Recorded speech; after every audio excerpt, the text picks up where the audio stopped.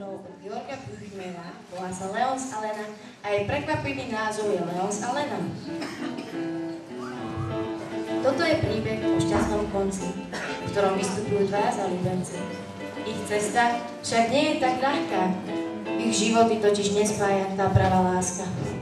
Hoď odjak živa súdení si boli, nikdy v živote sa nevideli. Svoj osud však musia naplniť, no mladý princ s tým zrejme nebude súhlasiť.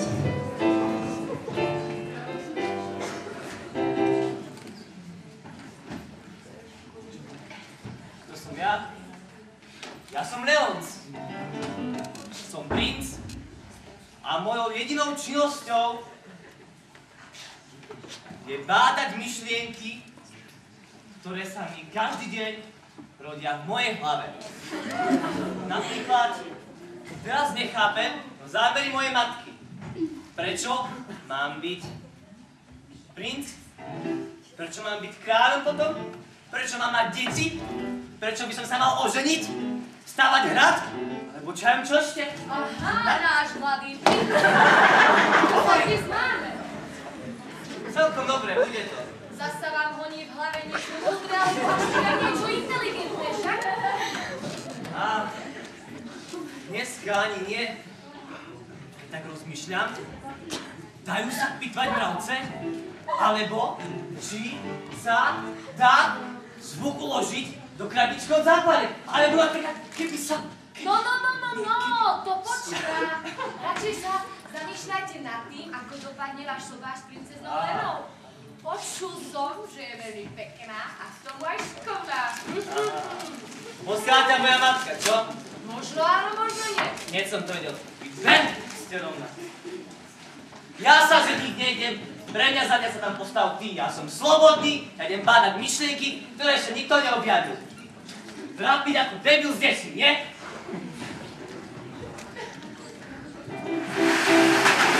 Veru, kráľovná dbala o záujmy rodiny, no jej posadnutosť svadbou nezostala bez viny. City svojho syna jediného prehliadala a jeho zúfalé prosby nevnímala.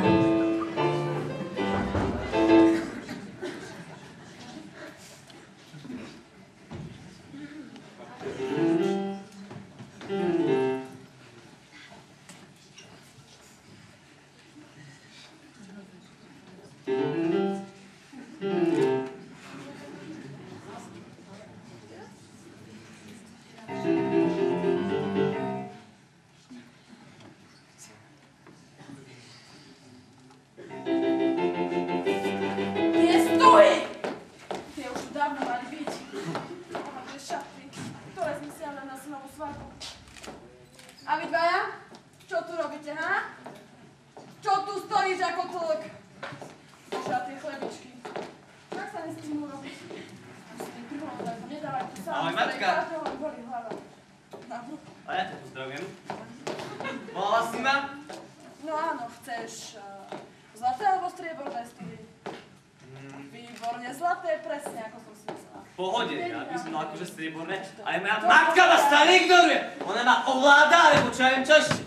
Akože stále mám byť akože iba proti tebe, alebo čo? Nemáme dávno teraz na vecko, alebo čo? Náhodou, Lena je pekné dievča a ty môžeš byť len rád, že máš matku, ktorá sa o teba zaujíma. S vršným radosťou.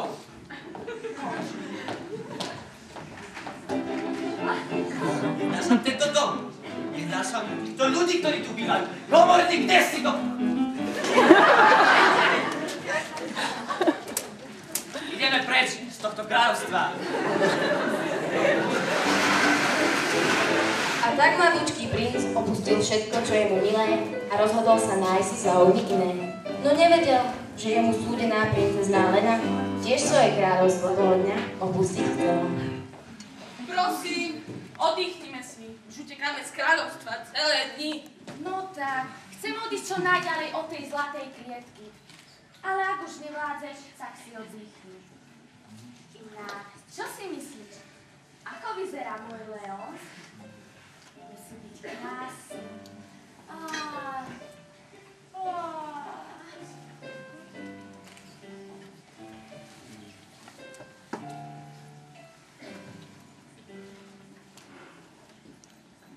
Hej, páni, vstávajte.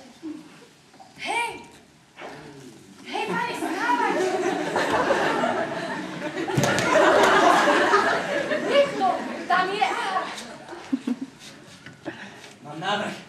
Chod to omrknúť.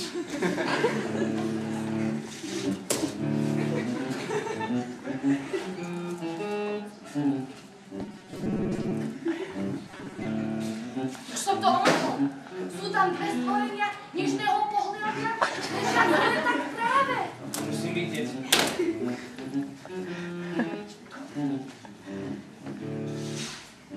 Má puls.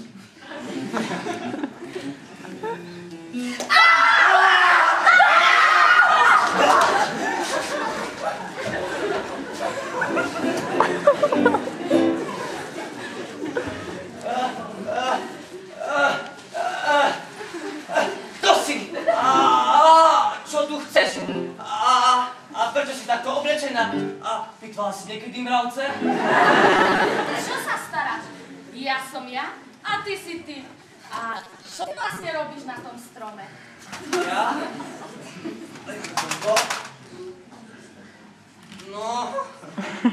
No vieš, no, dobre, no ja som sa ťa bál. Mňa sa báť nemusíš. No, vďaka, sadneme si.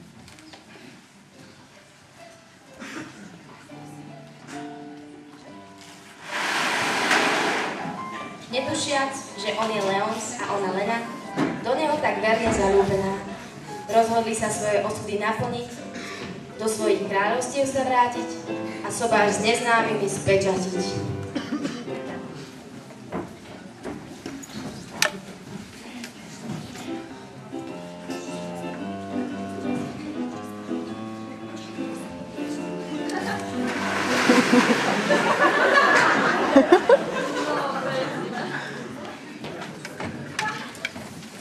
Babi. Toľko Sa aspoň zohne, nie? Kde môj syn? Kde som? Všetko som zariadila. Svadba. Kňaz. Aha, pozrite, niekto tam je? Čo je?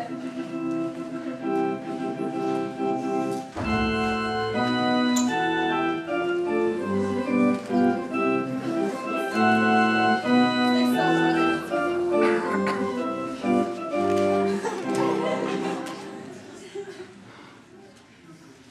Beriete si tu prítomnú? Áno, beriem. Beriete si tu prítomného? Áno, hej.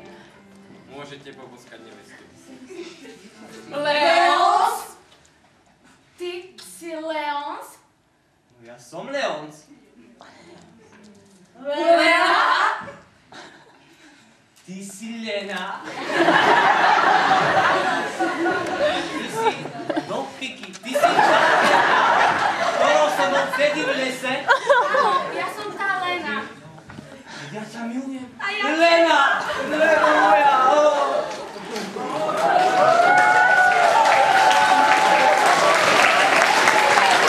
Bolesti duši priznala správa radostná. Leons a Lena konečne spojili obe kráľovstvá.